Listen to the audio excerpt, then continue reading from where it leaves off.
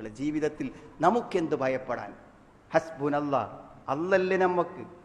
ഭൗതികമായ എല്ലാ കാരണങ്ങൾക്കും അപ്പുറത്ത് നമുക്ക് അസുഖങ്ങൾ മാറ്റാൻ. നിങ്ങൾ വിശ്വസിക്കുമെന്ന് എനിക്കറിയില്ല. ക്യാൻസർ വന്ന് ഓപ്പറേഷൻ ചെയ്യാൻ വേണ്ടി പറഞ്ഞു, ഓപ്പറേഷൻ ചെയ്തിട്ട് അതുപോലെ തിരിച്ചടച്ചു. മനസ്സിലായി? പിന്നീടുള്ള ടെസ്റ്റുകളിൽ ഒന്നും കണ്ടില്ലെന്നാണ്. സ്വന്തം മക്കൾ വന്ന് നമ്മളോട് പറയുമ്പോൾ നമ്മൾ വിശ്വസിക്കണ്ടേ സുഹൃത്തുക്കളെ? അവർ തന്നെ പറഞ്ഞു, പ്രാർത്ഥന കൊണ്ട് ഞങ്ങളുടെ വാപ്പനെ കിട്ടി. അത് സംഭവിക്കും, വിശ്വസിച്ചോളി. അള്ളാഹുവിൽ വിശ്വാസമുണ്ടെങ്കിൽ വിശ്വസിച്ചു, അങ്ങനെ സംഭവിക്കും. മക്കളാ പറയണത്. എല്ലാ മെഡിക്കൽ ടെസ്റ്റുകളുടെയും റിപ്പോർട്ടുകൾ കയ്യിൽ വെച്ച് ആ മക്കൾ നേരിട്ട് പറഞ്ഞ കാഴ്ച ഞാൻ വെറുതെ പറയല്ല.